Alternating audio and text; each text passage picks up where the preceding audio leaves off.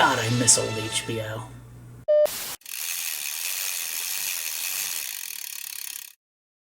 One of the greatest moments in my childhood was the day we accidentally got HBO at my house. Let me explain. They used to turn your HBO on and off at the telephone pole. Someone would go up the pole, do some kind of HBO magic, and bam, it was turned on for your house. One day, the guy on the pole accidentally turned ours on. My parents called to tell them, but they didn't seem to care. And suddenly, a whole new world opened up for me. A world filled with original shows, endless movies, behind-the-scenes goodness, and late-night, well, stuff I probably wasn't supposed to be watching.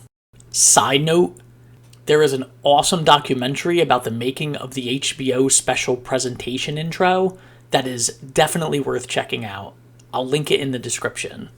Get your cares away. Worries for another day. Let the music play. Down in Fraggle Rock. Fraggle Rock was one of my favorite shows to watch on HBO, but that was just one of many original programs that I watched. I usually stuck around the rest of the night and watched everything they had to offer. I didn't really get much sleep back then. Fraggle Rock usually led into brain games. But then after that, around 9 p.m. or so, was when the adult shows started coming on. There was First and 10, which was a sort of adult football comedy. Then there was Dream On, which I definitely shouldn't have been watching. I don't remember the plot. All I know was it was an older single dad trying to get laid all the time. I watched it, mostly just to get to the show I was really waiting for.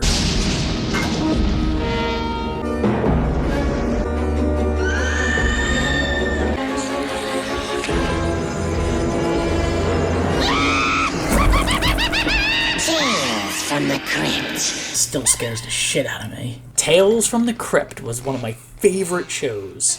It was scary, clever, funny, and celebrities often popped on to mix it up a bit. You make blackjack on the next card, the house pays 5-1. You're rich, Ace. It's Burt Young and Joe Pesci. 100 says it is. How about that, huh? By the way, make sure you turn it off before the hitchhiker comes on. That show intro gives off unsolved mystery vibes. As the years went on, other original shows appeared, some of which are still on my list of favorite shows of all time. The Kids in the Hall, Arliss, The Larry Sanders Show. For a while, HBO had its own fake news show called Not Necessarily the News, or NNTN for short. Then there were the HBO documentaries. My favorite were the behind the scenes. They had ones about Temple of Doom, Goonies, The Jewel of the Nile. A little bit later on, there was Taxi Cab Confessions, which was quite eye-opening for a kid my age, but not as eye-opening as... Sean, with Real Sex, HBO. I love real sex. But what I remember most are the movies. They'd pick a few movies, and they'd play those suckers every day for months.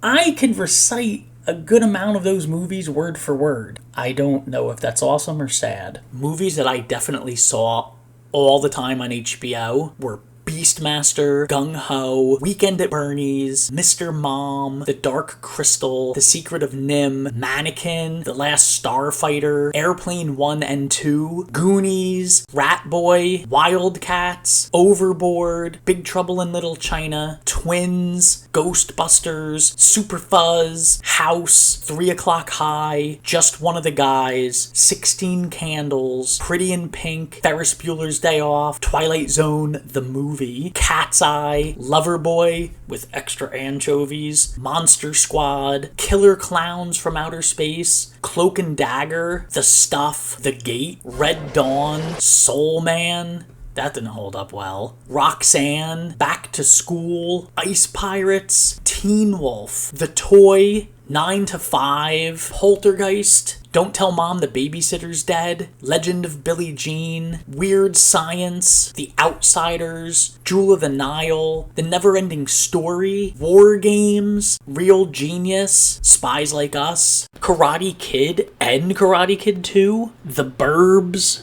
Gremlins, Gremlins 2, Better Off Dead, Pee-wee's Big Adventure, One Crazy Summer, you know, just to name a few. And let's not forget all the comedy specials. Def Comedy Jam, Comic Relief. Growing up, HBO is how I learned about most of my favorite comedians. And again, they would play so often, you could do the act yourself. Just, you know, not as good. I did a hell of a Bill Cosby routine for years because of HBO playing Bill Cosby himself so much. Too bad he ended up being such a piece of shit. How about global thermonuclear war? HBO had me in front of the TV from the time I woke up till the time I went to bed for many years. But eventually, it was time to move out. And when I did, I couldn't afford cable, let alone HBO, and the wonderful HBO dream ended. And nowadays, you don't need HBO for movies. No longer are the days of sitting around for hours watching amazing intros that send chills up your spine. No more nights of popcorn with the family as Neverending Story plays for the 100th time. The 80s and 90s were HBO's heyday. A crazy, experimental time that some of us got to live through, and maybe even spent a bit too much time enjoying. But like John Lennon said, the time you enjoy wasting is not wasted. So thank you for backpedaling with me. Why not leave me a like? Maybe even subscribe.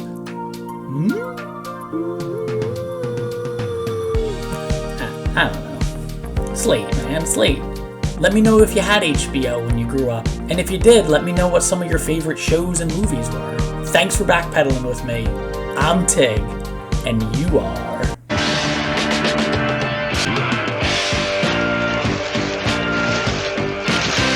River Bottom Nightmare Band.